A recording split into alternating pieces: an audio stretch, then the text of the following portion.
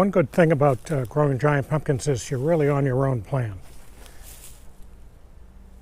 What I do is, in the middle of winter, when it's really cold, I put together a calendar, and there are a few important dates on that calendar. One of those dates is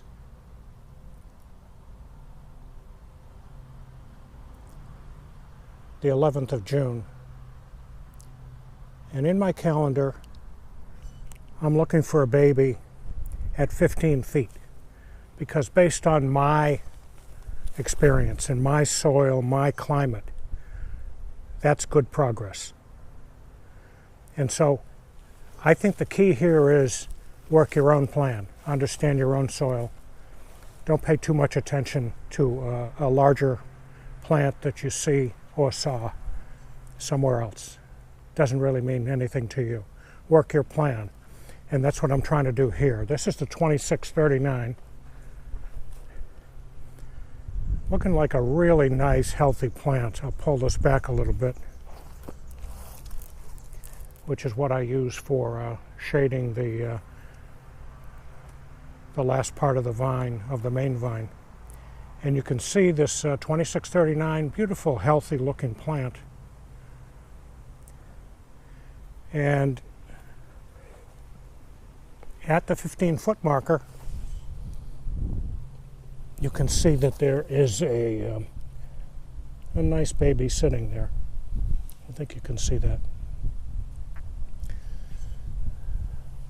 History on this is there was another female at about 11 feet. You can see her back in there, which I pollinated with a 2144 Baron. This plant really looks nice. There are probably 19 side vines before that pumpkin out here at 15 feet. Is that good enough? Will that be the keeper? I'm going to try to make it that way. Although I look at the plant and I say, I don't think the plant is big enough. It's got to grow some more. I don't think it has enough muscle to drive a big pumpkin here at the end. So that's the trade-off. I'm hitting my goal of the 11th with a baby at the end. Got a good-looking plant.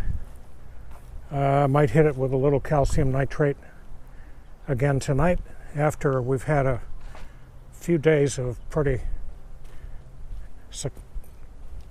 successive days of rain over the past week. This is my biggest problem right there. That's my biggest issue.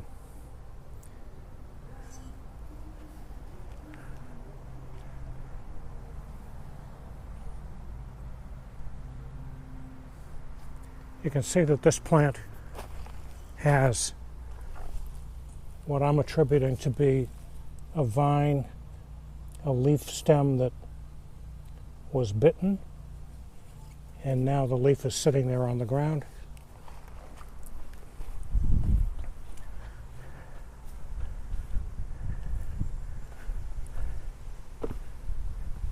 And I also see some evidence of somebody having breakfast or lunch on that leaf. I'm attributing that to rabbits, and as you saw, a rabbit just went by. That's the baby. The one that scares me even more is the big fat adult. So I am going to have to get more aggressive with rabbits. Last year I used some liquid fence in a lot of the sprays that I used, and that liquid fence seemed to just provide enough of an odor or a taste that they stopped bothering me. Hopefully I can make that happen again today. This is the 2465 Sperry. I love this plant. Nice and big, growing. Those side vines are growing a foot.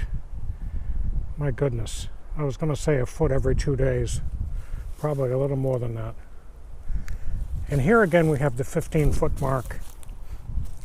And there is a good-looking female right here. at the, let's call it the 17-foot mark, which we'll take because the internodes on this plant are pretty long. They're 2 feet from side vine to side vine on the same side.